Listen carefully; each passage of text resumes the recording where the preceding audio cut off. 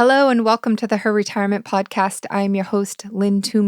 And here in my podcast each week, I talk about how to live a better, more intentional, and financially secure life now and in retirement. Whether you're single, suddenly single, or a partnered up woman, your only sure investment is an investment in yourself. And financial wellness, also known as financial security, isn't just a dream, it's a decision. And when you decide to make a commitment to yourself and change your financial destiny, our fresh, modern platform will help you know more and have more now and in retirement. Welcome to Her Retirement. Welcome to my Know More, Have More financial wellness platform, and welcome to my podcast. Are you ready to get her done? Let's do this.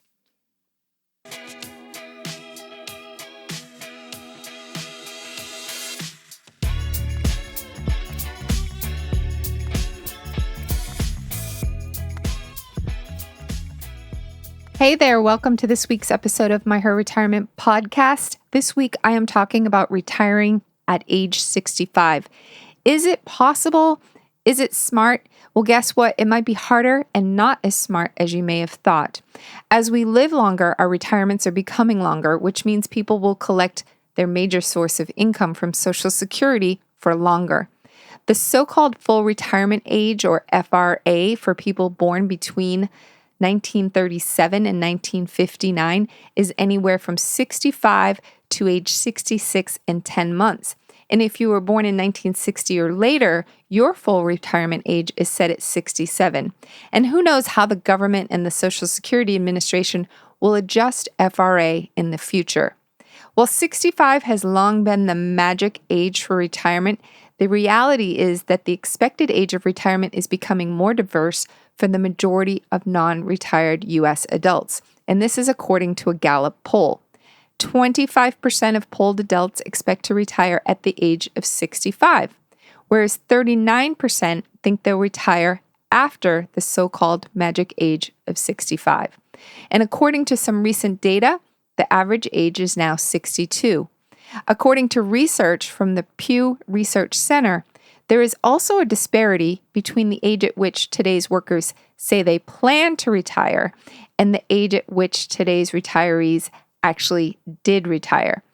The average worker expects to retire at age 61, according to this Pew survey, while the average retiree actually retired at 57.8. These numbers have crept upwards since the mid-1990s, and in the decades before that, the age at which people expected to retire had been falling, as had the labor force participation rates of older men. And as for working in retirement, more than 3/4 of today's workers, at 77%, expect to work for pay even after they retire, according to the survey.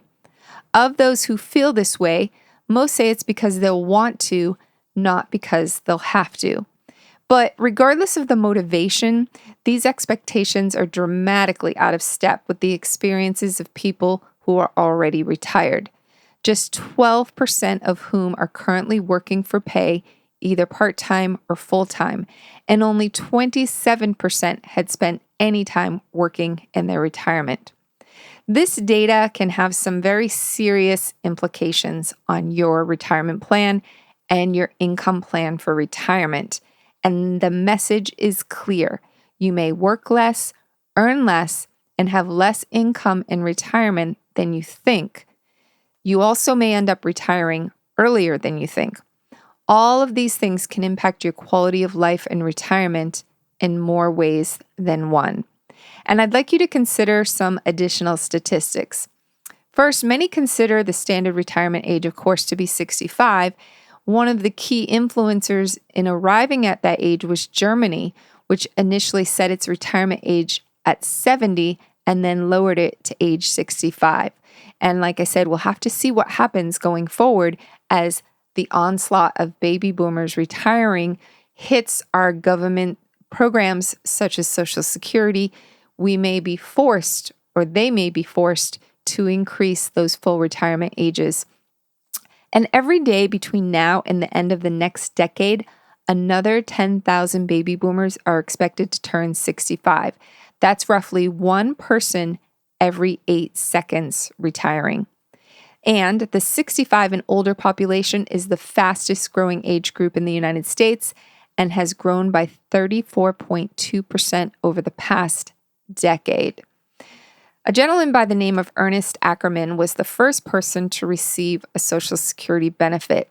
In March 1937, the Cleveland streetcar motorman received a one-time lump sum payment of a whopping 17 cents. Ackerman worked one day under Social Security. He earned $5 for the day and paid a nickel in payroll taxes. His lump sum payout was equal to 3.5% of his wages. Just a fun little fact. 80% of retirees say they are confident about having enough money to live comfortably throughout their retirement years. But it's interesting to look at the data to find out how confident they actually were once they retired. I think what we tend to do is we tend to just take some best guesses and gut feel, which is not the way you want to make sure that you have enough money. And I do believe that 61%, according to research, 61% of people fear outliving their income more than they fear death. So it's a huge concern. And I don't really understand why people live with the concern when there are advisors and people that can help you look at what you have, what you'll need, and project those retirement income needs into the future. And it can save a lot of worry and stress just by having the information, by knowing more about your future scenario. Next, the monthly median cost of an assisted living facility is over $4,000, and 7 out of 10 people will require extended care in their lifetime. Next, financial planning experts feel that you should plan for Social Security to make up no more than 30 to 40% of your retirement income. Yet, 62% of retirees are dependent upon Social Security as their major source of income. The average monthly Social Security benefit at the beginning of 2021 was $1,543. And finally, the statistic I find mind-blowing is that in 2020, there were 92,000 centenarians. By 2060, this number is expected to increase to 589,000. Again, 2020, there were 92,000. By 2060, the number will increase to 589,000. That's a crazy number, and hopefully, I think I might be one of those 589,000. These stats and trends point to one conclusion. The 65 and older age group is expected to become larger and more influential in the future. And this age group is going to have a tremendous impact on our economy. Do you plan to retire before or after age 65? Have you made an income plan? Have you projected how long your income sources will last once you are retired, once you're not making any more money? Have you made arrangements for your health care? Are you comfortable with your investment decisions in that portfolio that you're preparing for your retirement? Or are you just getting ready to retire and wondering what your portfolio should look like your allocations to protect from risk and make sure that those monies are going to be able to generate the income you need for retirement? If you are unsure about your decisions, maybe it's time to develop a solid strategy for the future and look for help. When our parents retired, living to 75 amounted to a nice, long life, and Social Security was quite often supplemented by a pension. The Social Security Administration estimates that today's average 65-year-old woman will live to age 86 and a half. Given these projections, it appears that a retirement of 20 years or longer might be in your future. I'm hoping it's in my future. As long as I have health and wealth, retirement will rock. Although I don't even know if I want to retire. I mean, my goal at her retirement is to help people live a retirement that's work optional, right? So if you want to work in retirement, go for it. If you want to start a business in retirement, go for it. But you're not dependent on that income for your livelihood. That's what can make working in retirement, living in retirement, so much more fulfilling. Remove the stress of having to make a certain amount of income in order to live. You can have, financial freedom. It gives you so many more choices. So how are you preparing for a potentially long retirement? Are you prepared for 20 years? How about a 30-year or even a 40-year retirement? Don't laugh. It could actually happen. The Social Security Administration projects that about 33% of today's 65-year-olds, and that's today's, will live past the age of 90, with nearly 14% living to be older than 95.2. So I'm 56. So in 10 years, 9 years, I'll be 65. How will that longevity be extended beyond 95, right? Advances in medicines and people being healthier and eating better and exercising and hopefully living without stress. It will have a positive impact on your longevity. So how hard is it to retire at 65 or earlier? According to Go Banking Rates, there's lots of reasons that make it hard and some things you need to think about if you're thinking about retiring at 65 or earlier. And some of these reasons are obvious and some are often overlooked. So number one, you haven't saved enough. Many people think that if they contribute to an IRA or a 401k, they should have enough to retire. But despite the best laid plans and intentions, life gets in the way. And you might be thinking that you're fully funding your 401k, but sometimes you've only contributed enough to get the company match.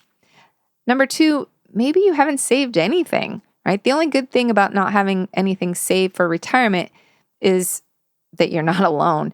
A Go Banking Rates retirement survey found that 1/3 of Americans have nothing saved for retirement, and 55% have less than $10,000. This is going to have a profound impact on our social services and the needs of the aging population. Next, you don't want to leave money on the table. You can start collecting Social Security at age 62. That's the earliest age today, but you're going to get a smaller check each month.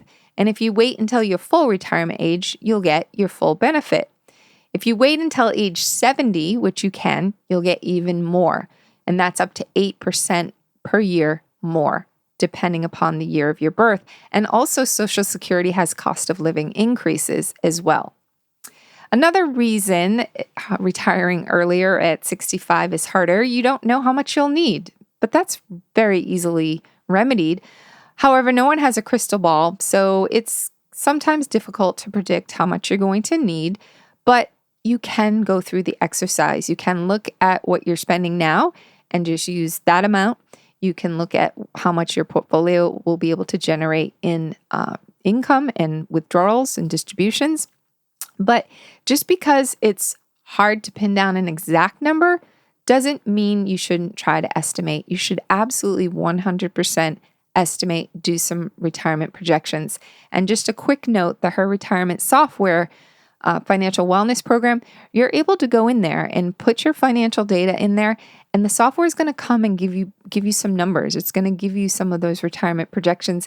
It's going to identify some of those gaps that you have and opportunities for making what you have be more sustainable and efficient. So it's really a no-brainer. It requires a little bit of time, but I encourage everyone listening to this podcast to go use that software and to get those projections down in writing, and so that you know where you're at. Next, one of the difficult things is that your spouse has passed away. Postponing your retirement can become more appealing for a couple of reasons. If your spouse passes away before you retire, you might want the company of coworkers and the routine of going to work perhaps someday to help combat being a widow. In addition, you will only collect one Social Security benefit rather than two if you would have received had you still been married. Granted, the benefit you receive will be larger of yours or your spouse's, but it will still be only one benefit. And that's something to consider because women do tend to live longer than their spouses. You want to understand the impact of a single income source versus a dual income source. Next is you didn't contribute to an IRA when you could. You can contribute to an IRA or a Roth IRA even if you have a retirement plan at work. It's something you should consider. You might not be able to deduct your contribution on your income taxes, so you'd be contributing after-tax dollars, but you still can get the benefit of that growth tax deferred, which is really important. So definitely consider that. Next is you think you'll spend much less in retirement, but certain expenses associated with working will certainly stop once you stop working, probably in retirement. Commuting expenses, wardrobe, eating out, those types of things. But you're going to have lots of free time in retirement, and that can sometimes lead to temptation to spend more than you did pre-retirement, right? More leisure time, more expenses. Make a retirement budget. So again, in her retirement software platform, you can make a budget for today, or you can use the smarter spending tracking tool to do a budget in the future, like do a retirement budget, project that out. So you can have a better sense for what that spending is going to look like. And then what your income's going to need to be. You can adjust the expenses if you're over budget, and then it will help you stick to that once you are retired. Next is if you're relying exclusively on Social Security. Social Security is designed, as I said earlier, to replace about 40% of your pre-retirement income. And even if you delay receiving your benefits until age 70, you won't come close to the money you are making during the time period when you are working. To continue the lifestyle you have, you will need additional income. The options are live a different, lifestyle, reduce those expenses, obviously go to work and earn some additional money. Another reason is you want to have a more lavish retirement. So some people want to, increase their lifestyle. You might want to keep working if you want to spend more money in retirement, spend more of your savings, and sometimes those income sources might allow you to do this. For example, if your retirement plans include expensive travel, a second home, or costly hobbies, you will definitely need extra funds for those things. Next, what makes retiring at 65 or earlier harder is you want to keep working. It's not always a necessity to retire after 65. Some people choose to continue working either at the same job or a different one, or they start a business, whatever they do. Sometimes people cut back. They work a little less. They work per diem, but they definitely want to keep working. A recent Gallup poll found that 74% of Americans plan to work past retirement age, which I think should be applauded, especially for the people that are making a choice, because I believe working can, increase your longevity, keep you sharp. It's known to ward off Alzheimer's, and overall it's healthy as long as mentally and physically you have the capacity and it's not pulling you down, so to speak. It should be lifting you up mentally and physically. So next reason that retiring early might be harder than you think is you claim Social Security early. You can claim Social Security retirement benefits as early as age 62, and many people will claim as early as they can. But if you do that, you'll receive a benefit that's 30% less than it would be if you waited until your full retirement age, assuming you were born after 1959. It's more beneficial if you can delay until age 70 in many cases. The amount you get when you first claim is the amount you continue to get, plus those cost of living increases.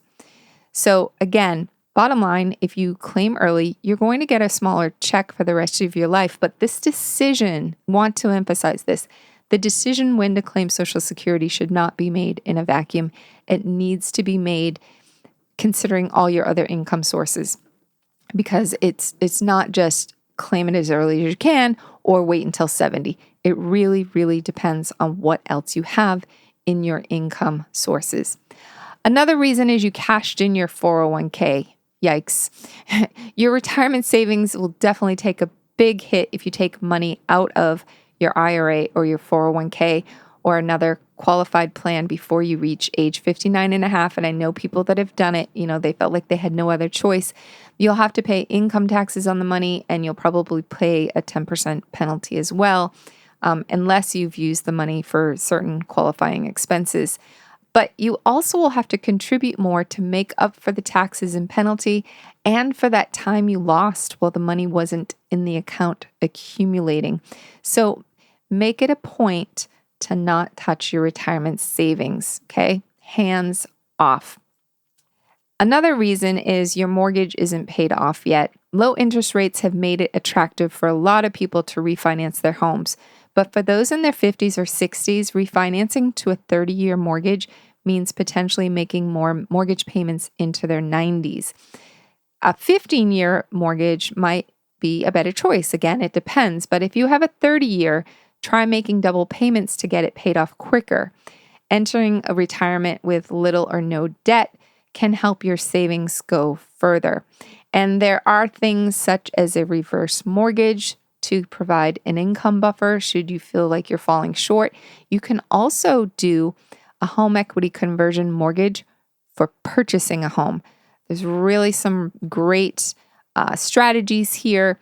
I'm going to actually do a future podcast on this. Another reason is you have too much other debt. Just like interest compounds to make you richer, debt compounds to make you poorer. And debt has been on the rise for people in the retirement age group. In fact, debt held by 50 to 80-year-olds increased 60% between a 12-year period, according to the Center for Microeconomic Data. Consider beginning to reduce your debt now, because if you're debt-free in retirement, it's going to help your savings go a lot further. Another reason is you're still paying off college. Yes, even if you did the right thing by not robbing your retirement account to pay for your children's college, which you never want to do, you may have had to take out some loans, and these loans can have terms of 15 to 20 years, so you might still be making payments if your children cannot. I know in my case, I did do a few loans for my kids, but the plan was, the deal was, the contract, whatever you want to call it, they had to take over their loans. And so, when you stop working, it's a good idea to have those college loans paid off. Another reason is your children or your parents still need you. Some people have to postpone retirement because their children or their parents still need you. Okay. They might just be starting families and you want to be in a position to help them financially, or you need to care for your aging parents. Although a 65-year-old might not actually be providing the care for an 85-year-old parent, they may be paying for it, which obviously would be prohibitive to retiring at 65.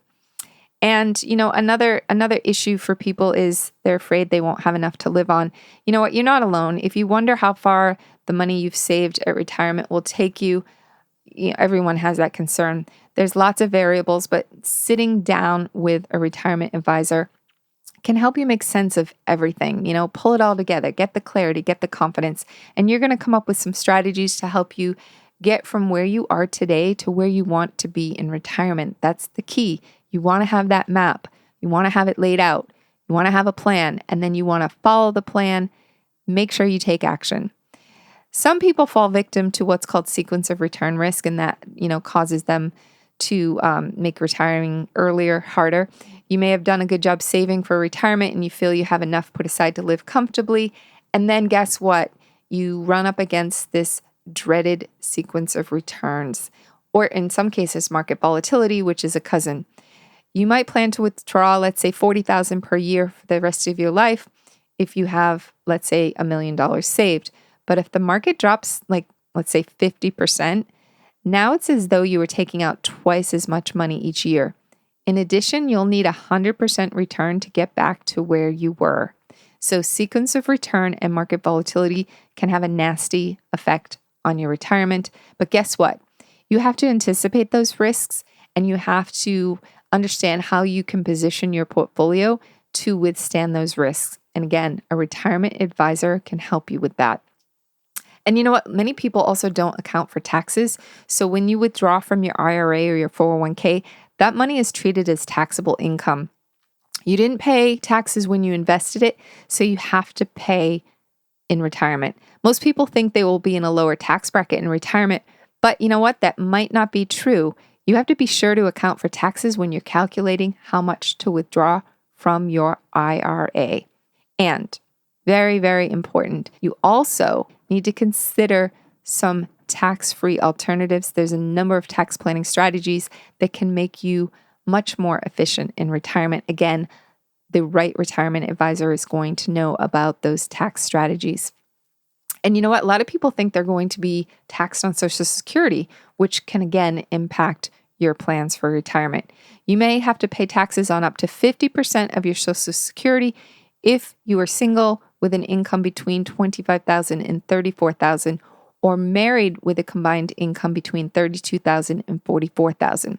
The amount you'll pay varies based on your income and your filing status, but you will never pay more than 85% of your benefit. Understanding Social Security and taxation and your other income sources is critical. Again, this is where a tax-aware retirement advisor can be worth his or her weight in gold on your retirement income plan. And you know, some people don't really know and never have mastered the market. Some people simply have had bad luck reaching the age 65 just as the market takes a nosedive. I know people are very concerned about that right now. What's happening? Is this the beginning of the end? Unless they've saved considerably more than they need, you know, they may end up needing to postpone retirement so they can save more and wait for market conditions to improve. Some advisors will recommend have some other monies. So like 3 to 5 years worth of other monies aside from your portfolio, that if the market does go down and you're just retiring, you don't have to draw from that portfolio. You can let it ride out the up and down of the market, delay pulling from it, and use those other income sources to get you through. Because I think the average downturn is like 4 years. So, you know, worst case, pull out money from your other sources, let your portfolio ride it out. And you know what? Lots of people love their job. You know, some people just don't want to retire at 65. They just want to keep working as long as they can.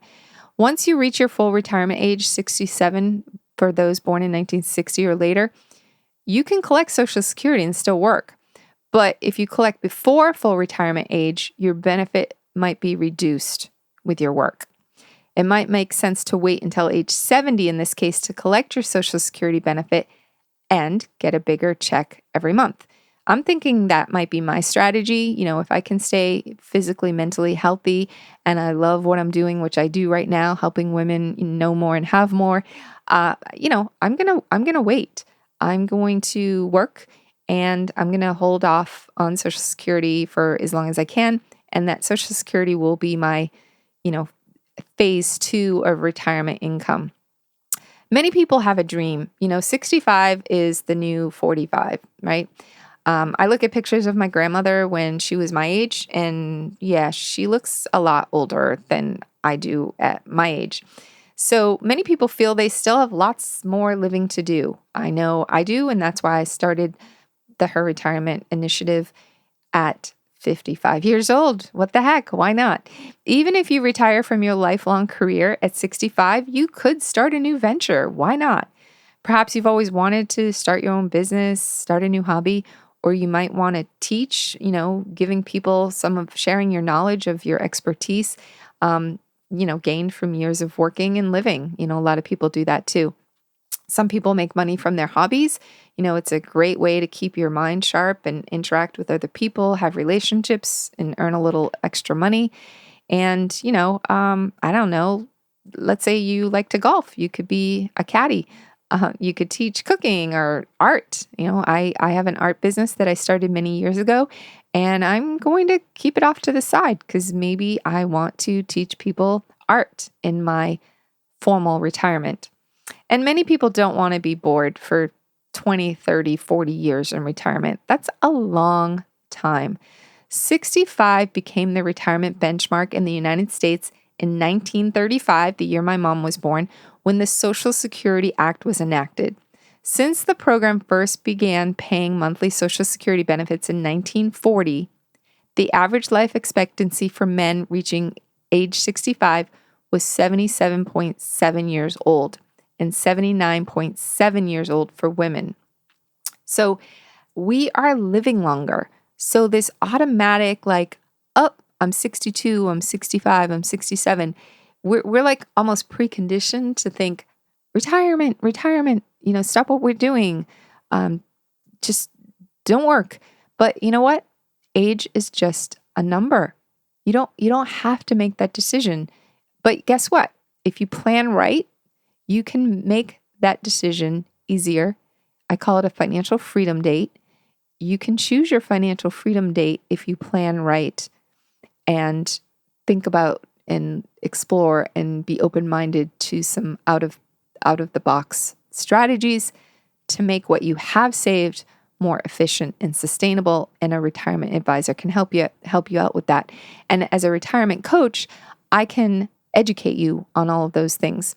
I can help you so that when you do formulate your team, your financial team, your legal team, you will have more informed conversations and you can make more informed decisions. And you know what? With that, you will never be sold anything, right? You'll never be sold an annuity or a reverse mortgage.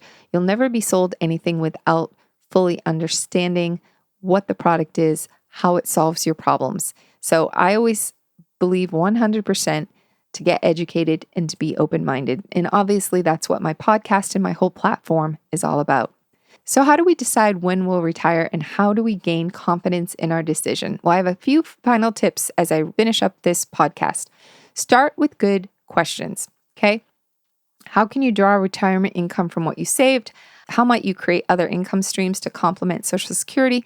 And what are some ways you can protect your retirement savings and other financial assets? And of course, I firmly believe that you should enlist a financial professional, a retirement advisor. The right person will give you some good ideas, some out-of-the-box strategies, someone that understands the challenges we women face in retirement. These may include income inequality or time out of the workforce due to childcare or elder care. It could also mean helping you maintain financial equilibrium in the wake of divorce or death of a spouse. And that's really valuable to have someone on your team that is there for you in those times when plan A goes completely out the window and you need plan B.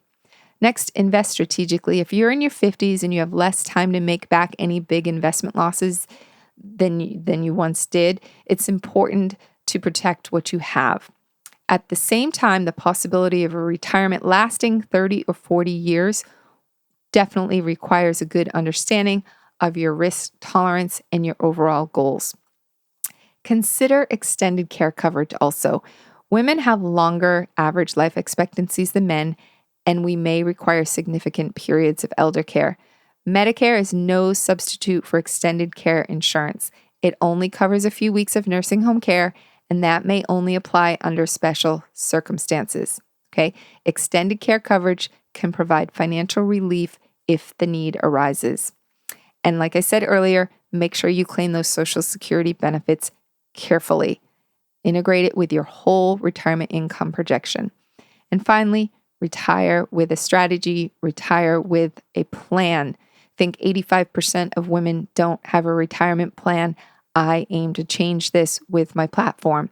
As you face retirement, a financial professional, a coach, an advisor who understands your unique goals can help you design an approach that will serve you well for however many years you live in retirement. And I think it starts with getting educated, understanding all your gaps, risks, and opportunities. Always have a plan B in case plan A doesn't work out, and many, many times plan A doesn't work. As always, please reach out to me at any time at lynnt@herretirement.com. I'm here to help you know more and have more and help you get her done.